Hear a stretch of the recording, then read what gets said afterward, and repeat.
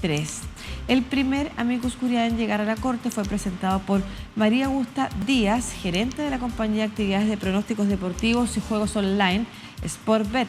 El segundo por el servicio de rentas internas y el tercero es de la plataforma Va por Ti Ecuador. Vamos a hablar del rol que está cumpliendo la Corte Constitucional en Ecuador, mientras efectivamente el gobierno no tiene un contrapeso, por ejemplo, propio del Estado de Derecho, como podría ser la Asamblea Legislativa o cualquier congreso. De esto vamos a hablar con Rafael Ollate, que es doctor en jurisprudencia de la Pontificia Universidad Católica del Ecuador, magíster en Derecho Público por la Pontificia Universidad Católica de Chile, un especialista superior en Derecho Administrativo. ¿Cómo está usted, profesor? Buenos días, doña Luz María. Un placer estar con usted, con todos los amigos de DNews. Muchas gracias. Lucía, por acá. Estamos desde, efectivamente, Santiago de Chile, transmitiendo para toda Latinoamérica a través de DNews. Profesor, le quiero consultar sobre las acciones que ha tomado la Corte Constitucional. Sabemos que, efectivamente, la Constitución ecuatoriana le permite, durante este periodo de muerte cruzada, al presidente Guillermo Lasso gobernar por decretos, pero son algunos decretos. Lo interesante en el pronunciamiento de la Corte es que le pone cierto límite o cierto marco mediante el cual efectivamente los decretos se pueden llevar adelante. ¿Cuál es su opinión al respecto de estos pronunciamientos? Efectivamente, como usted lo ha dicho, una vez disuelta la Asamblea, al carecer de órgano legislativo, el constituyente consideró que en los casos de urgencia económica, el presidente de la República pudiese dictar unos decretos ley, pero le impuso una serie de restricciones, unas materiales, como hemos visto, es decir, la urgencia de la legislación y la materia exclusivamente económica, y una limitación formal, que estos decretos tengan control preventivo y obligatorio de constitucionalidad. Esto último, que suena tan fácil, es una cuestión muy compleja. En primer lugar, porque ni la ley de garantías ni la ley de la función legislativa regulan adecuadamente el instituto. ¿Por qué le digo esto? Porque en otros casos de control previo en Ecuador, a la Corte Constitucional, por ejemplo, se le imponen plazos para resolver. Las consultas populares, 20 días, en los tratados internacionales, 30 días, y si la Corte no expide la decisión dentro de esos plazos, se entiende que, de pleno derecho, el proyecto de tratado o el proyecto de consulta popular son conformes a la Constitución. En este caso, no hay plazo, con una agravante. La legislación urgente solo se puede dictar en el periodo de clausura del órgano legislativo. Por lo tanto, si es que vamos a elecciones el 20 de agosto, se elige un legislativo, el que debe ser posesionado dentro de los 15 días posteriores a la proclamación de resultados, ¿cuál sería la utilidad de tener en ese momento un dictamen de la Corte? Un segundo inconveniente, como todo control preventivo, tiene un inconveniente. Al no tratarse de una demanda de inconstitucionalidad, al no tener el criterio de parciales, unos atacando la norma y el productor de la norma defendiéndolo, la Corte no cuenta con criterios que abonen a la constitucionalidad o no del proyecto de dictamen. A eso se ve abocada la Corte, además con un proyecto de ley, de un decreto ley que no es corto. Son cosas que no previó el constituyente, lamentablemente, ni el legislador. Claro, y en esa materia, efectivamente, y en una instancia, además, que no se había dado en el Ecuador, la Corte Constitucional, de alguna forma, no solamente se está pronunciando sobre este hecho, sino que también está definiendo los marcos mediante el cual más adelante también se va a poder interpretar de qué forma o no se aplica la muerte cruzada. Lo interesante de este aviso que presenta la Corte públicamente, ¿no es cierto?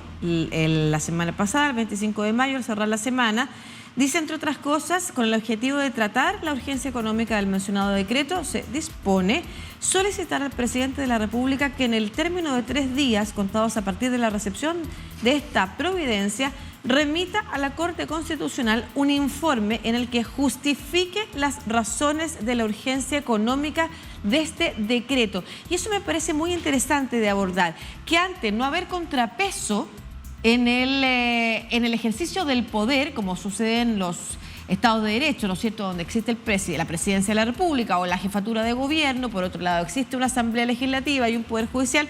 En este caso, al no existir el contrapeso, que es el Congreso, entonces la Corte pide justificación. Asume un rol en esa materia también. ¿Qué opinión tiene al respecto? Bueno, el rol de la Corte se está quedando hasta aquí, por lo visto, dentro del ámbito del control de constitucionalidad. Entonces, lo que le está pidiendo el jefe del Estado, básicamente son las dos cosas previas que le comenté. Primero, dígame, presidente de la República, si en realidad era urgente la legislación que usted plantea, porque además usted lleva en el poder 2 años y sería llamativo que usted aproveche una disolución parlamentaria, claro, para, a través de este mecanismo, presentar esta famosa legislación que no sabemos si es urgente. O sea, a ver, ¿cuál es la necesidad de hoy día? ¿Por qué no lo hizo cuando el Congreso, cuando la Asamblea estaba funcionando, y por qué no presentó el correspondiente proyecto de ley? Los proyectos de ley, tal como ocurre en otras naciones, se les puede calificar la urgencia. Esto es el trámite prioritario del proyecto, con una consecuencia en Ecuador que tal vez no se presenta en otras naciones, que es: si usted presenta un proyecto de ley, lo califica de urgente y no se tramita dentro de los 30 días, es decir, si dentro de los 30 días siguientes este no es aprobado, modificado o negado, entra en vigencia como decreto ley. ¿Ya? Es una cuestión que ha ocurrido habitualmente. De hecho, lo que está haciendo ahora el presidente de la República es presentar un decreto ley de urgencia en contra de un decreto ley que se produjo respecto de un proyecto de ley presentado por él mismo. Me explico. Cuando el presidente Lasso asume la presidencia de la República hace 2 años, el 24 de mayo de 2021, uno de sus primeros proyectos de ley fue un proyecto de ley tributario, proyecto de ley en el cual se aumentaba una serie de impuestos, especialmente la forma de cálculo del impuesto a la renta, que afectó mucho a la clase media, es decir, los rangos medios de liquidación del impuesto a la renta fueron los más afectados.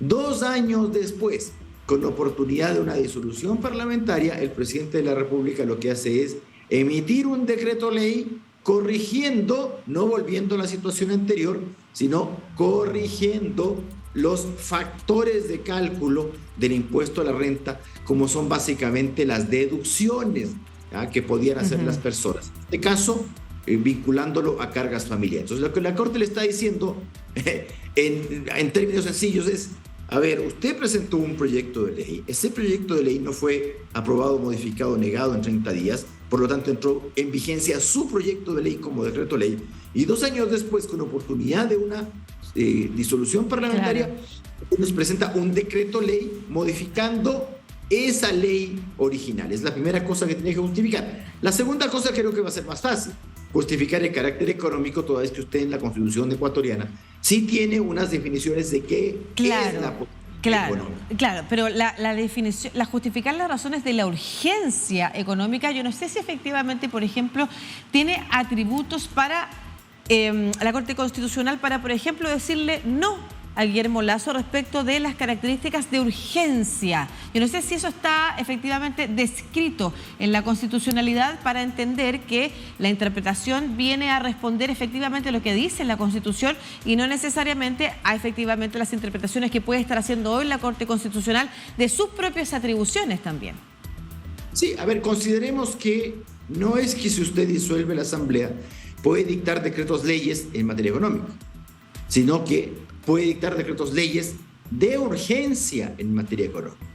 Ahora, hay una serie de parámetros que el derecho económico le da a usted para justificar la urgencia, que no es simplemente el hecho de no haber presentado ese proyecto de ley durante los 2 años anteriores, sino de las necesidades que se le presentan en este momento precisamente respecto de este proyecto. Pero por eso la pregunta específica que le hago es: las características que definen la urgencia están estipuladas entonces, y sigue siendo parte de la Corte Constitucional solo ver si efectivamente se dan en este escenario. No hay que hacer una interpretación de lo que se entiende por urgencia o no para el presidente Guillermo Lasso versus cómo entiende la urgencia la Corte Constitucional.